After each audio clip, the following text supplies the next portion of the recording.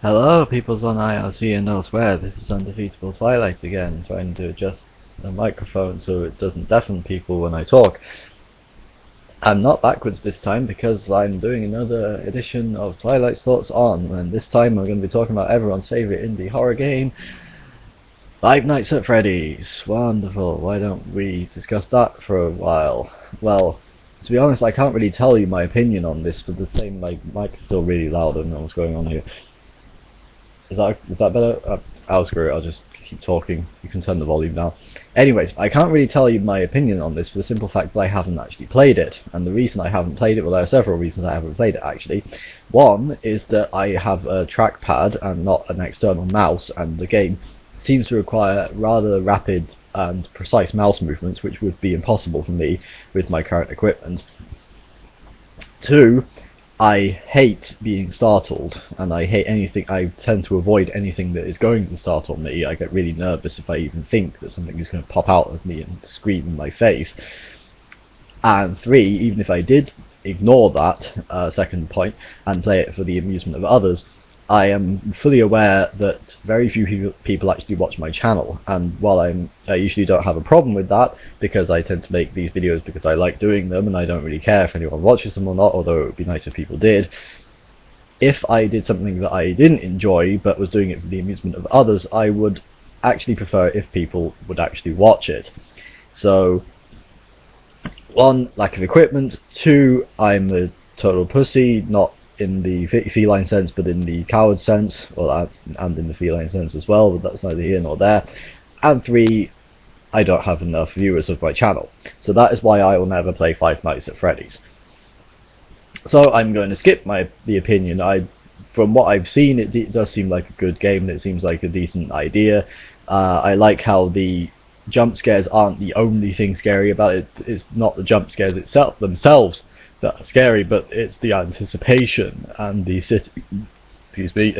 sitting in a silent room thinking, oh god, is there something in here? Is that because you can't tell if something's there until it jumps out and screams at you? Well, actually you can, and I'll talk about that later, but for the most part, unless you know the trick, you have no idea if something's in the room or not until it actually pops out and screams in your face. Or in the case of Foxy, just leads in and says hi. That's something I'll talk about soon, if I remember.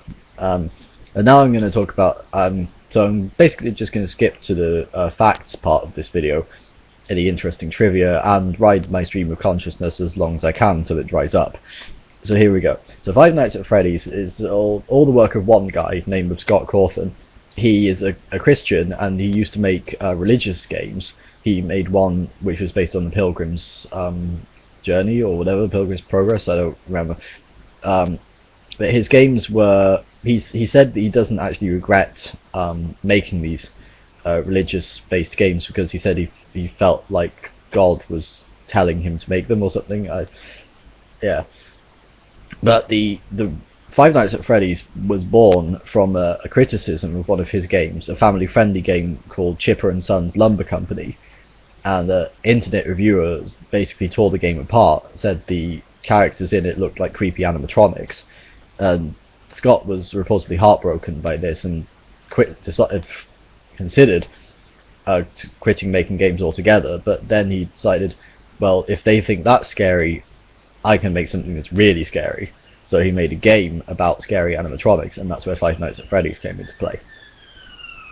The four animatronics in the original, Bonnie, Freddy, Bonnie, Freddy, Chica, Foxy, yeah, if you count Golden Freddy as well, then that's five, but the four animatronics in, I'll talk about Golden Freddy later, the four animatronics in the first game, their names were originally just placeholders, but Scott liked them so much that he decided to make them the official names. Chica is actually a chicken, despite like everyone on the internet calling her a duck. She is in fact a chicken.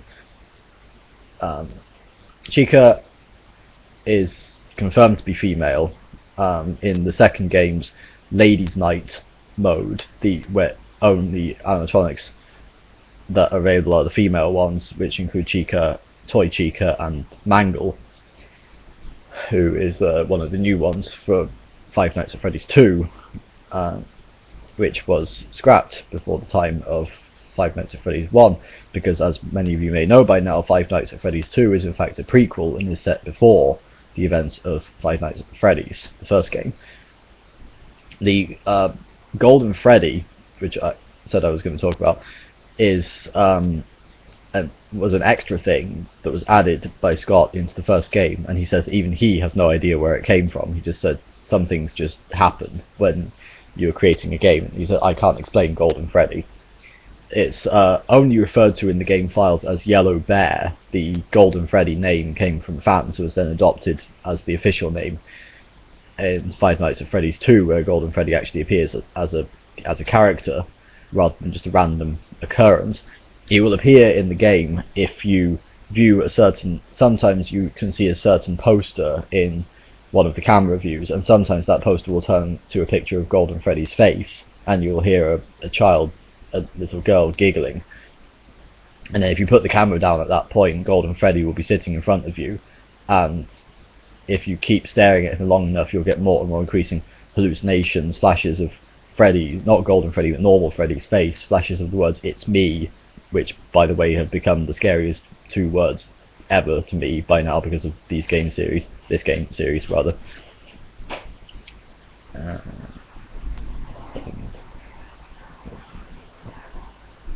Sorry.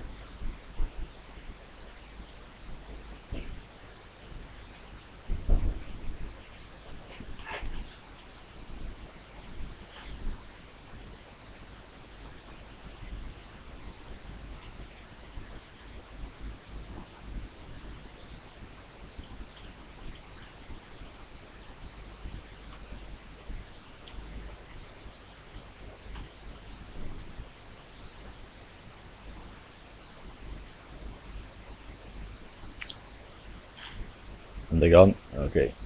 Sorry about that. There's dangers of recording live when I'm interrupted. I can't pause the recording. And wait for the other person to go away. Anyway, what was I talking about? Right, Golden Freddy.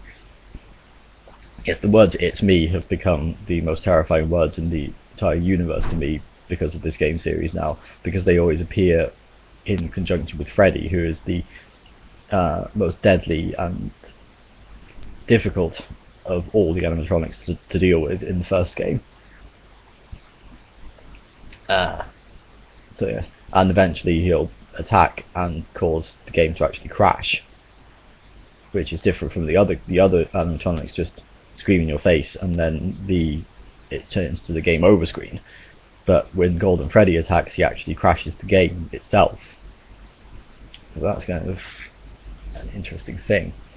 Another way you can trigger his kill screen is by, if you go onto the custom night and enter 1987, it triggers a Golden Freddy jump scare, and that was done to quell rumours of 1987 actually doing something special because of the bite of 87, which is the infamous incident in the backstory that everyone talks about. The phone guy mentions on the first night, or in one of the nights in the first game anyway.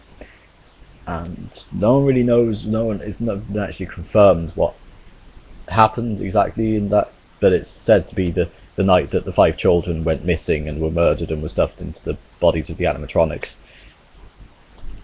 And all that good stuff. Right. Okay, yes, so I said earlier that there is actually a way to tell when there's an animatronic in your room, and it depends what animatronic it is, because Freddy you really can't tell unless you can hear him laughing, because he laughs whenever he moves. So when you hear his like like that, which is actually the slowed down version of the laugh that you hear when you see the Golden Freddy poster, it's the little girl's giggles just slowed down in tempo or speed or whatever. Whenever you hear that, it means he's on the move. So yeah, basically be wary. Bonnie and Foxy will always come from the left hand side, and Freddy and Chica will always come from the right hand side. Unless the power goes out, then Freddy comes from the left, but you know you're pretty much dead anyway then, unless you're like really close to 6 a.m. My hair's been being annoying. Sorry. So, yeah, Bonnie. The thing about this is Bonnie and Chica, even if they enter your room, they will only attack if you check the camera and then lower it again. Foxy and Freddy, however, will just attack whenever, as long as they can get in. So if you want to keep Foxy out, you've got to close the left door, and if you want to keep Freddy out, you've got to close the right door. However, Bonnie and Chica, if they get in, will actually disable your door buttons, so you can't close the door. So if you... Scott has actually said this in Five Nights at Freddy's 3. There's a hint that says that if you can't close the door, it means there's an animatronic in your room already. So at that point, your best bet is to just pick up the camera, steel yourself for a jump scare, put the camera down again, and lose. So yeah. But if you can actually get through because Freddy isn't actually active on the first night, you can actually get through it by just closing the left door so Foxy can't get in, putting the camera down and just waiting until the time runs out. Because even if Chica gets in through the right door, she won't actually attack you unless you put the camera up and put it down again. So if you don't touch the camera, you'll be safe. And because Freddy isn't active, you don't have to keep looking at him to make sure he doesn't go anywhere. So you don't have to worry about him because he doesn't actually start moving until, I think it's the second or maybe third night, I don't know. But yeah, so that's a trick to get through the first night. Just put the I haven't tried it, so if you try it and you get attacked by Freddy and die, don't blame me because I just read about this. I haven't actually tried it myself. But if it works, then that's great. You can get through the first night with no worries. Yeah. About Foxy, there is a theory that I do subscribe to because I think it's kind of nice, that Foxy isn't actually evil, and he's actually just coming to check on you when he comes in. The reason is because, unlike the other animatronics which pop out and scream in your face, Foxy just leans into the booth from the door. It's like, and the reason you die when he does that is because he startles you and gives you a heart attack, or so the theory goes. But it says that the reason he comes when you check on the Pirate Cove too many times is because he's worried about you, and he's wondering why you're checking on him so much. Well, you don't check. Sorry, he comes when you don't check on the Pirate Cove, and the reason he does that is because he's worried. He thinks you're not checking on him. It means that something's happened, and later on he'll come if you check on the Pirate Cove too much. And the theory goes that he does that because he panics basically. He thinks you're checking on him way too many times, so he thinks you need some help. So it's just a theory, and it hasn't been confirmed or denied by Scott. But the actual reason that Foxy isn't as scary as the other animatronics is because Foxy was designed with the help of Scott's kids. So that's why Foxy isn't so terrifying. Scott himself has said that the animatronic that he finds scariest is Bonnie. He said that none of the other animatronics really scared him, but he had several nightmares about Bonnie while he was making the game. He seems to have responded to this by making Bonnie even scarier in later games. In Five Nights at Freddy's 2, it's missing almost all of its face, and Five Nights at Freddy's 3 has the Springtrap animatronic, which was confirmed to be the suit that is possessed by the murderer spirit, and was also dubbed Golden Bonnie by fans before its real name was revealed. The mini-games in Five Nights at Freddy's 2, I'm actually surprised how long I've been talking about this. The mini-games in Five Nights at Freddy's 2, which show a bit of the backstory and what actually happened on the Bite of 87, if you can basically interpret them, have voices in the background repeating various letters over and over again. These messages actually spell out messages, save them, save him, and help them, respectively. In one of the minigames specifically, the give gifts, give life minigame, you play as the puppet, and there are 4 children around, and you have to go.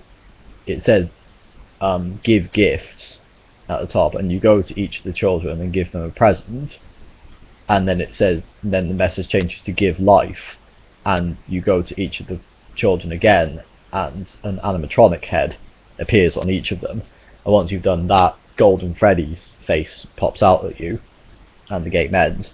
But if you check very carefully, or you see it on YouTube or something, you'll notice that actually a 5th child appears in the middle of the room right before Golden Freddy's face pops out, and the child appears exactly where Golden Freddy's face comes out. Now this could indicate that a 5th child was actually stuffed in the Golden Freddy suit as well, which is interesting because it said that the Golden Freddy was the suit worn by the murderer. Again, Scott has neither confirmed nor denied this. The only clue we have is because his phone guy's call in one of the nights on Five Nights at Freddy's 2, he says, we had a spare suit in the bag, a yellow one, somebody used it, now none of them are acting right, which a lot of people took to mean Golden Freddy.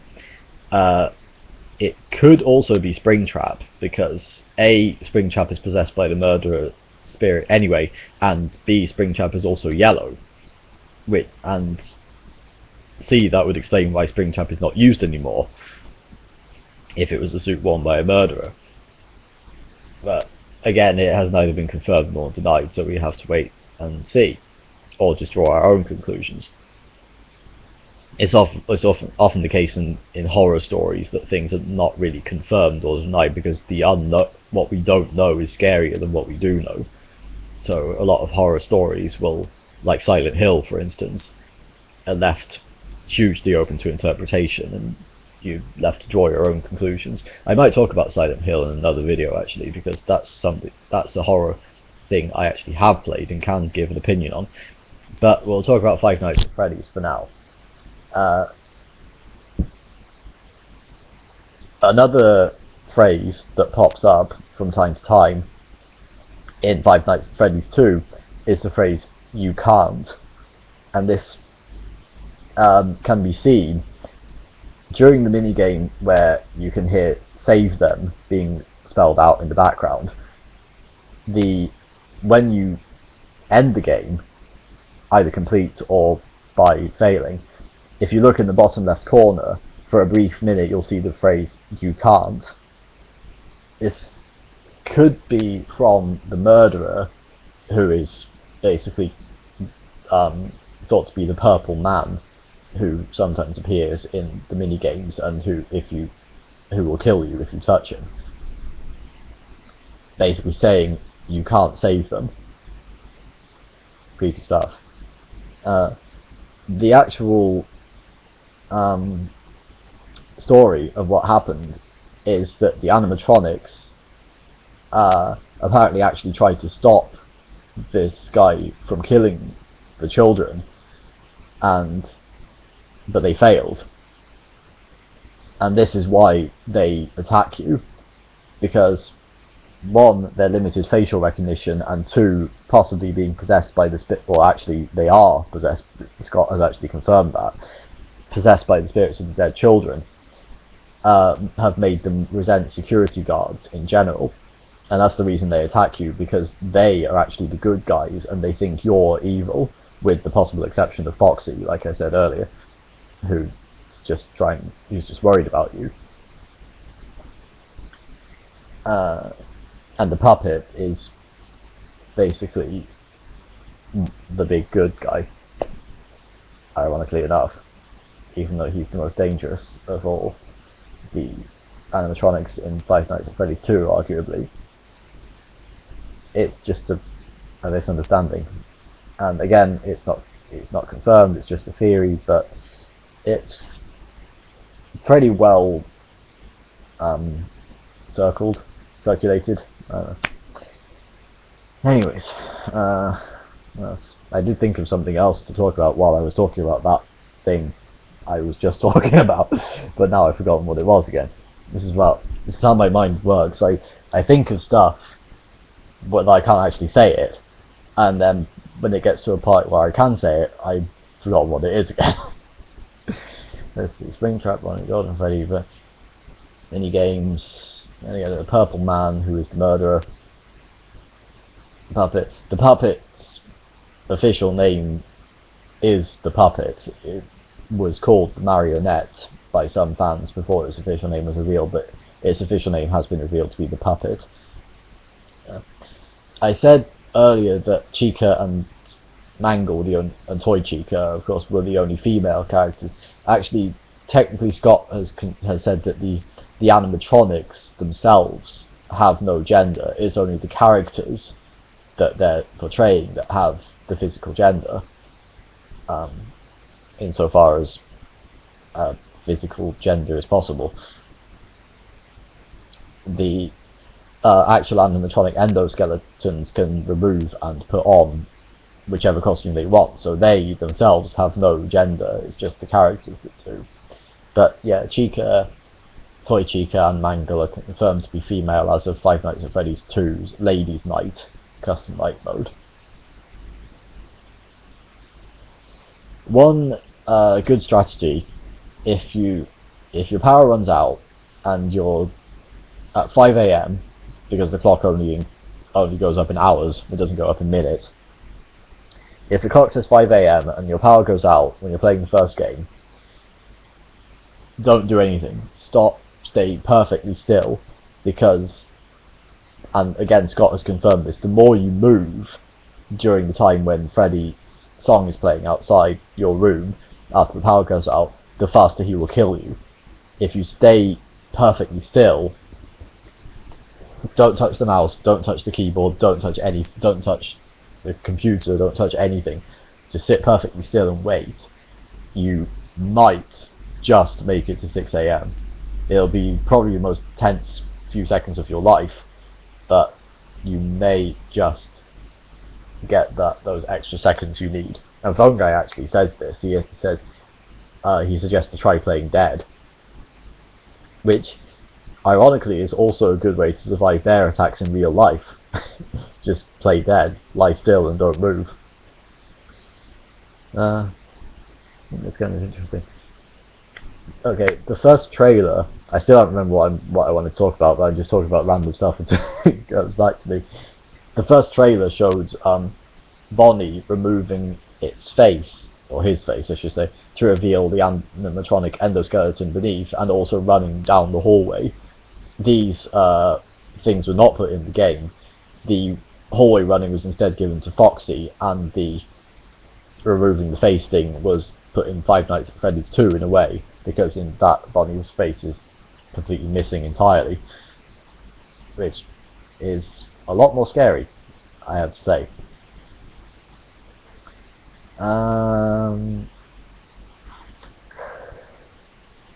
My stream is drying up.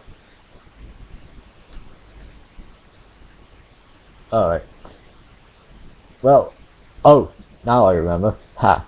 Got it just in time. Now, as you may know, Phone Guy is brutally murdered by the animatronics, possibly including Golden Freddy, because you can hear the little girl's giggles over the phone that are associated with Golden Freddy just before he's murdered. And on night 5 you get a very mangled and demonic sounding phone call. But this is actually a quote from a book called Autobiography of a Yogi by a Hindi person whose name I forget now. It's reversed and slowed down, but if you speed it up and reverse it again, so turn it back to normal, you find that it's actually a quote from that book where a scientist talks about his theory that all objects, including metals, animals, plants and metals, share a similar life force, which is sort of tangentially related to the concept of the animatronics possibly being alive, in a sense, that they can actually wander around on their own willpower or whatever, and also actually are possessed by young children as well. In fact, the scream that you hear when they jump out at you or lean in and to check on you, in Foxy's case, is actually the scream of a child. It's just sort of distorted and cut off at the end. You can hear the full scream in the game files, and it is unmistakably a child screaming. And if you consider the fact that the animatronics are possessed by children, yeah, I'll leave the rest of that up to your imagination. Well, yeah. Also, sometimes when you hear, when animatronics are outside your room, particularly when Freddy is outside your room, you'll hear some kind of weird demonic whispering. And there's part of that in the phone call speech as well.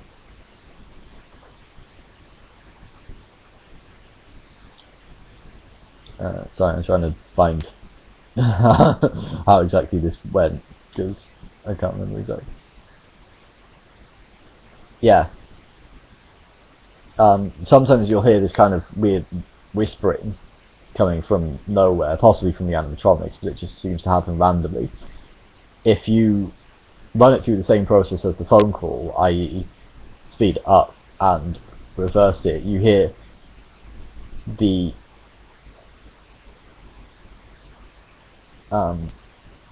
line that you sometimes hear when an animatronic is outside the door.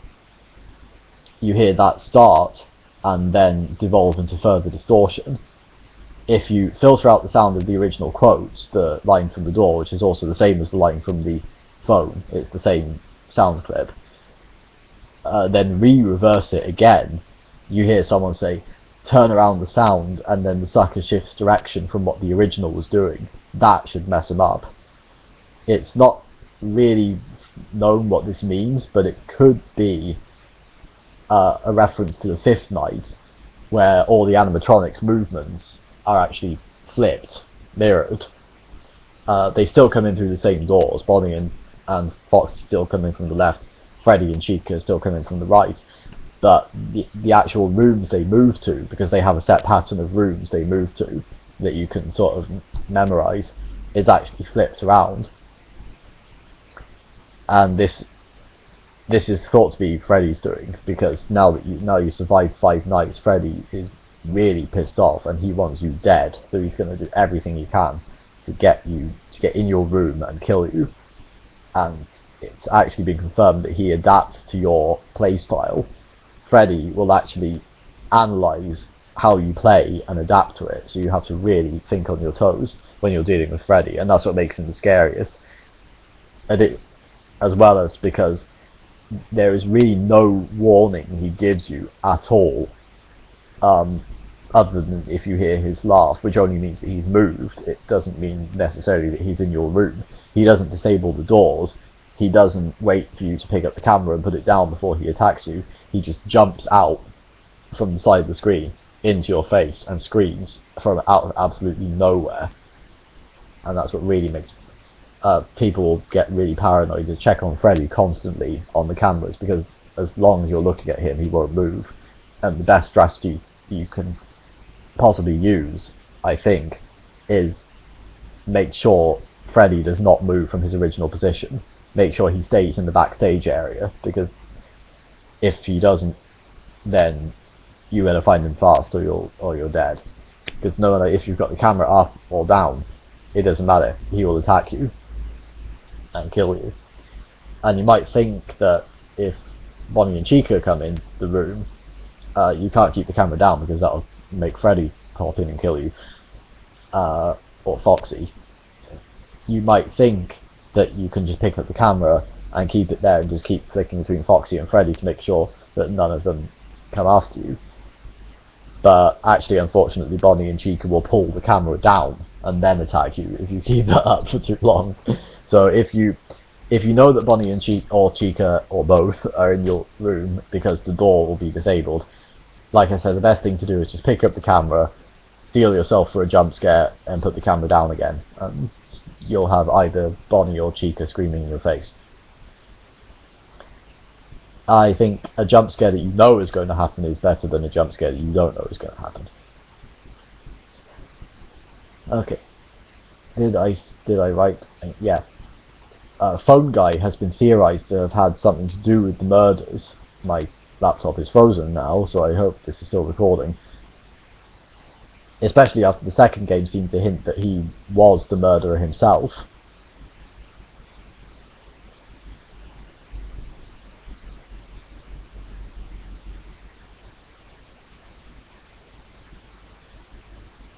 What is going on? Flash is taking up so much memory right now on my CPU. Could I kill something to make it stop taking up so much? 99% adware service, let's kill that.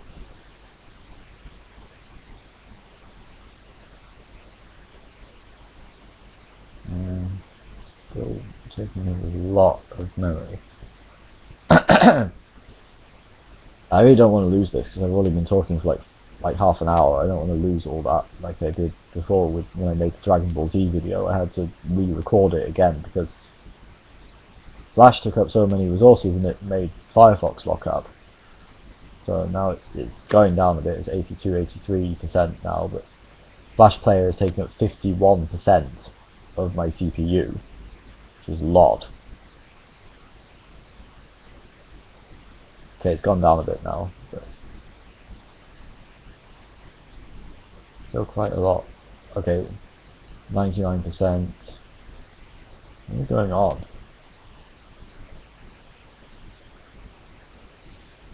What else is taking up so much space? Task Manager is taking up a lot.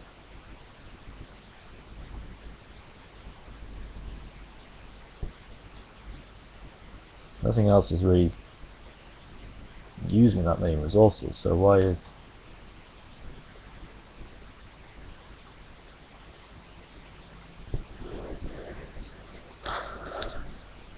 I'm going to wait and hope that it sorts itself out, because I really don't want to lose all this. I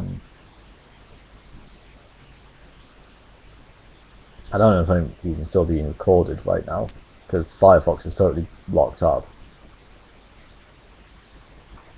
Let me close that. Oh, it's working again. Okay. Am I still... Yeah, I'm still being recorded. Wonderful! Yay! Okay, so Phone Guy has been theorized to have had something to do with the murders, especially after the second game seemed to hint that he was the murderer himself. However, the third game pretty firmly debunks this possibility, with the murderer's death depicted in the bad ending. Not only did he not die cornered in the security guard office like Phone Guy did, he died after the first game, while Phone Guy was seemingly killed before it even started. Though, considering various factors, the malfunctioning facial recognition could just be the murderer having programmed it to see everyone but himself as himself.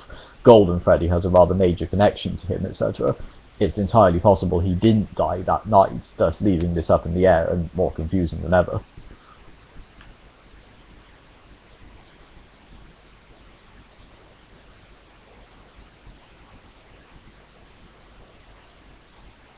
Check anything. When Scott created the game, he initially thought that the so-called 420 mode, i.e. setting all the animatronics difficulty levels to 20 on the custom night, was impossible to beat. When Twitch Let's Player Big Bugs actually pulled it off, Scott added a third star to the title screen as a reward for doing what he himself could not do, and actually added in the comments on the stream on Twitch something along the lines of, "Congratulations, I actually thought this was impossible." The first star is for beating the first 5 nights, and the second star is for beating the very difficult 6th night. Also, someone, I don't know, I'll put a link to this in the description, you can view it if you dare. Someone was actually insane enough to create a real life Freddy Fazbear animatronic.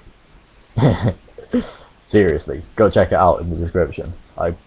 It's not that scary. It's not, well, it's kind of scary, but there's no jump scares, I promise. It's just a kind of vaguely creepy animatronic.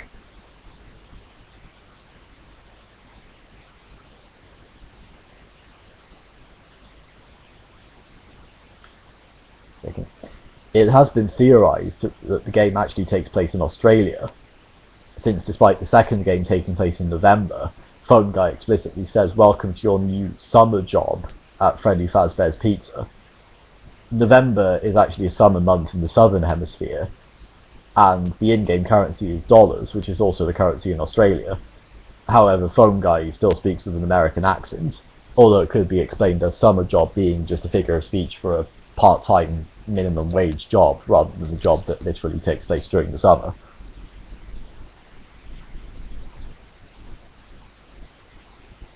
Scott Cawthon himself is the voice of Phone Guy. He even refers to the character as Phone Guy in official himself, so he's adapted it as the character's official name, because he has no mentioned name in either the game or elsewhere.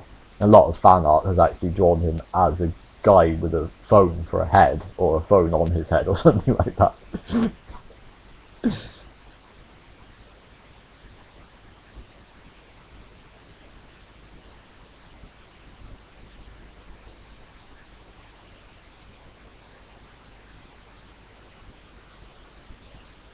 Yeah. Okay, I think I've pretty much said everything I can say about this game, so all that's left for me to say is farewell, love and peace, and I'll see you later.